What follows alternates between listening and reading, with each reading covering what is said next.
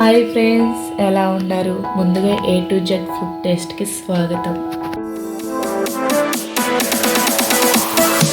రోజు రెసిపీ వచ్చేసి సుజీ రవ దోశ ఎంతో టేస్టీగా ఉండేది, ఎంతో ఎమ్మీగా ఉండేది. పెద్దలు కానీ పిల్లలు కానీ ఎంతో ఇష్టంగా తినే దోశ ఇది. ఇప్పుడైతే తయారు విధంలోకి సుజీ రవ దోశకి కావాల్సిన పదార్థాలు ఇప్పుడు చూసేద్దాం. నేనైతే ముందుగానే కలిపి పెట్టేసుకున్నాను, ఎందుకంటే ఇది అరగంట పాటు నానితేనే కానీ బాగా రాదు. అందుకని అరగంట పాటు నానబెట్టేసాను. ఇప్పుడు దీంట్లో ఏమేమి వేసానో నేను మీకు అన్ని క్లారిటీగా చెప్తాను.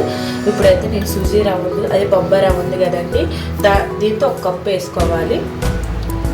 సేమ్ వాళ్ళు దేంతో అయితే ఫస్ట్ ఏ కొలతతో అయితే తీసుకున్నామో ప్రతిదీ కానీ దీంతో పాటే తీసుకోవాలి. ఒక కప్పు అయితే బొంబాయి రవ్వ తీసుకున్నాను. ఒక కప్పు బియ్యపు పిండి ఉంటుంది కదా, బియ్యం పిండి అది ఒక కప్పు తీసుకున్నాను. తర్వాత ఒక ఉల్లిపాయ తీసుకున్నాను. తర్వాత ఒక క్యారెట్ తీసుకొని తురిమేసాను. కొత్తిమీర, కరివేపాకు, 2 పచ్చిమిర్చి కట్ చేసి సన్నగా కట్ చేయాలి. ఏదైనా కానీ ఉల్లిపాయ ముక్కలు కానీ చాలా సన్నగా కట్ చేసి వేసేయాలి. తర్వాత జీలకర్ర ఒక స్పూన్ వేసాను, తగినంత సాల్ట్ వేసాను. ఇవన్నీ వేసిన తర్వాత దీంతోనే 4 కప్పులు వేసుకోవాలి వాటర్. 1కి 4 కప్పులు వేసుకోవాలి వాటర్. మనకి పిండి చిక్కగా ఉంటున్నాను, మళ్ళీ వాటర్ వేసుకోవచ్చు. ఎంత వాటర్ వేసుకుంటే అంత దోశ చాలా పల్సగా వస్తుంది, రెస్టారెంట్ స్టైల్లో వస్తుంది. మట్టికి దోశ మట్టికి పిల్లలైనా పెద్దలైనా చాలా అంటే చాలా ఇష్టంగా తింటారు, చాలా టేస్టీగా ఉంటుంది. ఇలా కలిపి పెట్టేసుకోవాలి.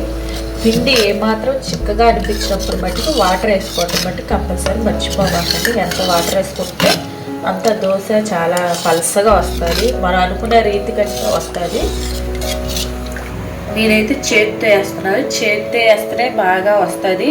గరిటితో వేస్తే అంత రాదు, కానీ చేతితోనే వేయాలి. నేను ఎలా వేస్తాను మీకు చూపిస్తాను. ఇప్పుడు ఒకదానమ్మతో ఒకటి వేసుకుంటే వచ్చేయాలి. మన చేతితోనైతే బాగా ఈజీగా అయిపోతుంది.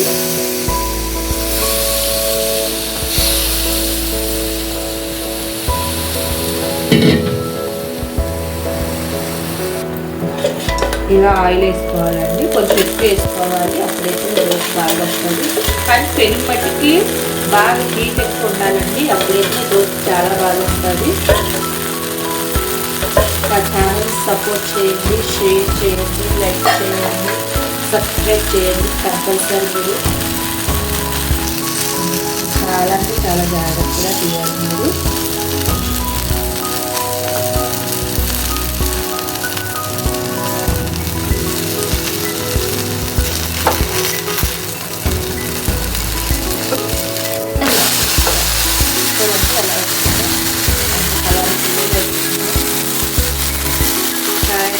క్రిస్పీగా వస్తుంది. ఈ దోశ మామూలుగా తిన్నట్టు ఈ దోశ చాలా టేస్ట్గా ఉంటుంది, క్రిస్పీగా ఉంటుంది. మేము ప్లేస్ మధ్యగా క్యారెట్ ఇవన్నీ కూడా ఇష్టం కదండి, పిల్లలు చాలా ఇష్టంగా తింటారు. మనకి చాలా సింపుల్గా అయిపోయే రెసిపీ ఉంది ఇది.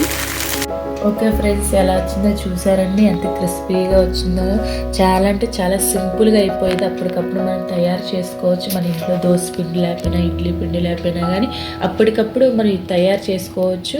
చాలా అంటే చాలా టేస్టీగా ఉంటుంది, చాలా అంటే చాలా ఎమ్మీగా ఉంటుంది.